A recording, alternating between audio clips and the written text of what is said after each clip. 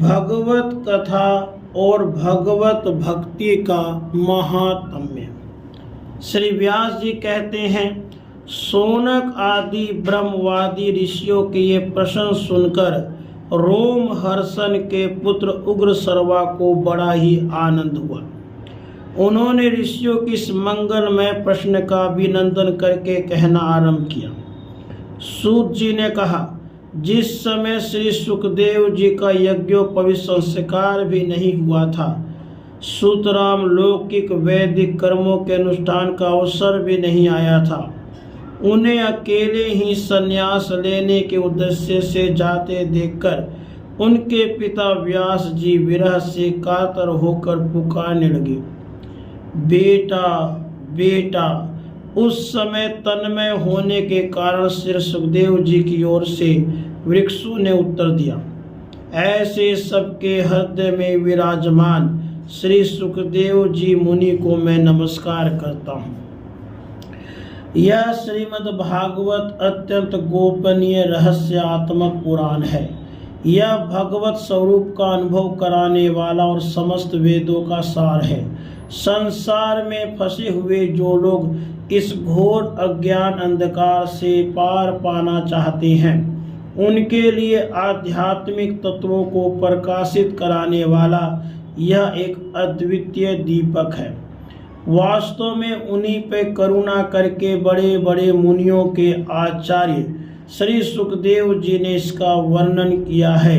मैं उनकी शरण ग्रहण करता हूँ।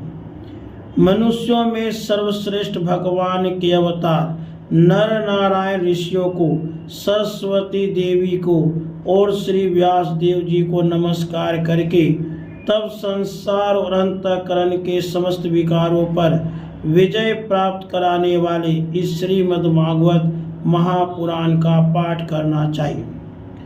ऋषियों, आपने संपूर्ण विश्व के कल्याण के लिए बहुत सुंदर प्रश्न किया है, क्योंकि यह प्रश्न श्री कृष्ण जी के संबंध में है और इससे भली भांति आत्म शुद्धि हो जाती है। मनुष्यों के लिए सर्वश्रेष्ठ धर्म वही है जिससे भगवान श्री कृष्ण में भक्ति हो। भक्ति भी ऐसी जिसमें किसी प्रकार की कामना न हो और जो नित्य निरंतर बनी रहे। ऐसी भक्ति से हृदय आनंद स्वरूप परमात्मा की उपलब्धि करके कृत्य कृत्य हो जाता है। भगवान श्री कृष्ण में भक्ति होते ही अनन्य प्रेम से उनमें चित्त जोड़ते ही निष्काम ज्ञान और वैराग्य का आविर्भाव हो जाता है। वेदों का तात्पर्य श्री कृष्ण में है। यज्ञों के उद्देश्य श्री कृष्ण ही है। योग श्री कृष्ण के लिए ही किए जाते हैं और समस्त कर्मों की परिसमाप्ति भी श्री कृष्ण में ही है। ज्ञान से ब्रह्म स्वरूप श्री कृष्ण की ही प्राप्ति होती है। तपस्या श्री कृष्ण की प्रसन्नता के लिए ही की जाती है। श्री कृष्ण के लिए ही धर्मों का अनुष्ठान होता है और सब गतियां श्री कृष्ण में ही समा जाती हैं।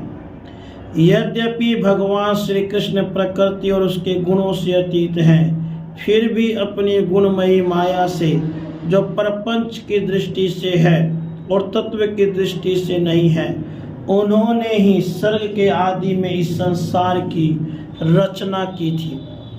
ये सत्व, रज और तम तीनों गुण उसी माया के विलास हैं।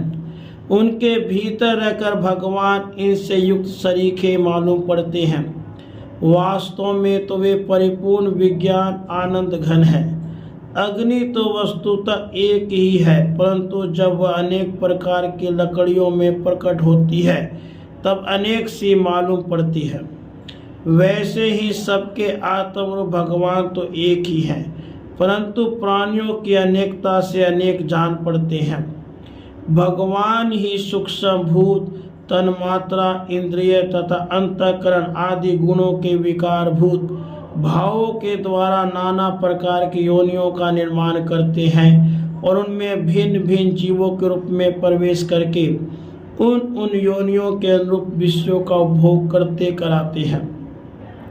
वे ही संपूर्ण लोकों की रचना करते हैं और देवता, पशु पक्षी मनुष्य आदि योनियों में लीला अवतार ग्रहण करके सत्व गुण के द्वारा जीवों का पालन पोषण करते हैं।